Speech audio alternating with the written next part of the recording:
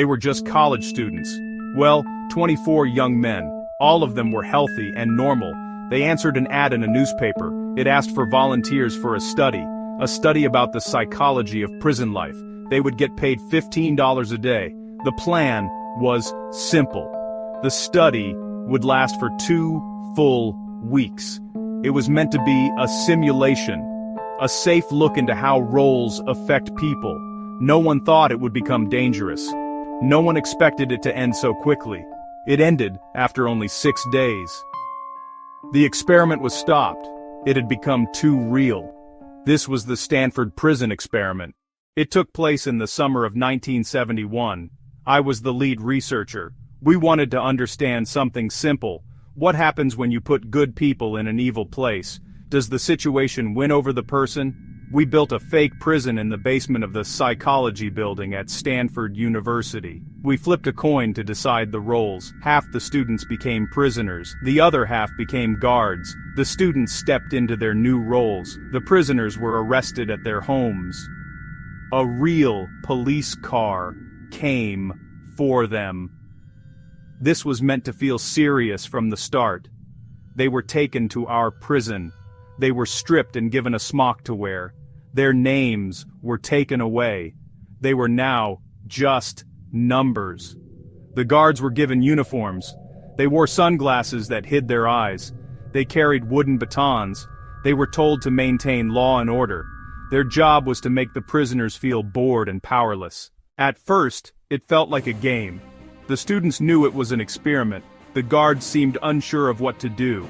The prisoners did not take the rules seriously. There was some awkwardness, a sense of playing a part, but that feeling did not last long. The line between the role and the self began to blur.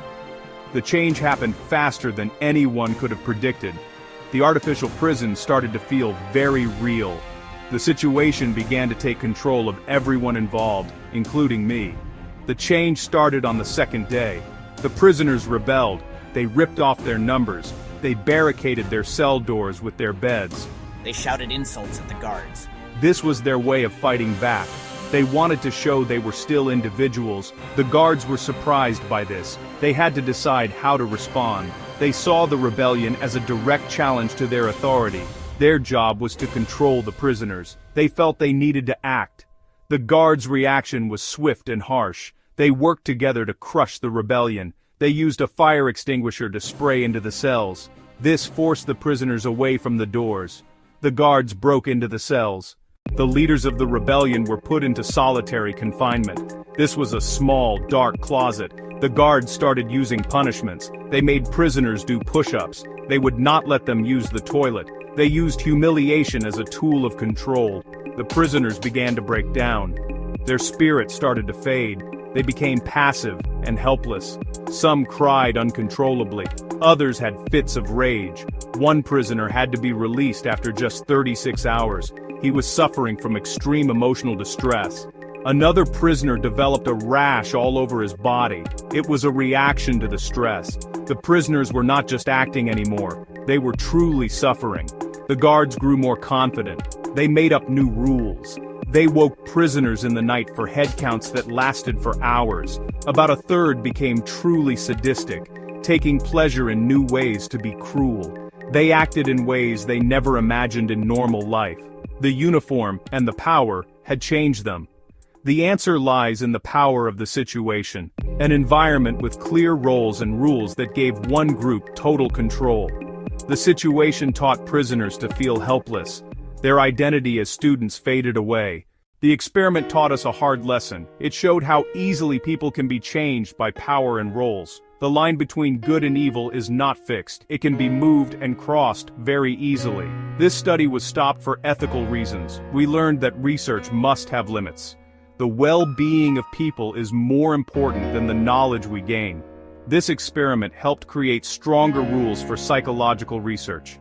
The story is a warning. It asks us to look at the systems of power around us, in our schools, our workplaces, and our governments. Are the rules fair? Does one group have too much power? Evil can be created by a situation, but there is also a message of hope. Not all the guards became cruel. Some were tough, but fair. A few even did small favors. They did not like what was happening. People still have a choice. Even in a bad situation, we can refuse to follow an order that is wrong.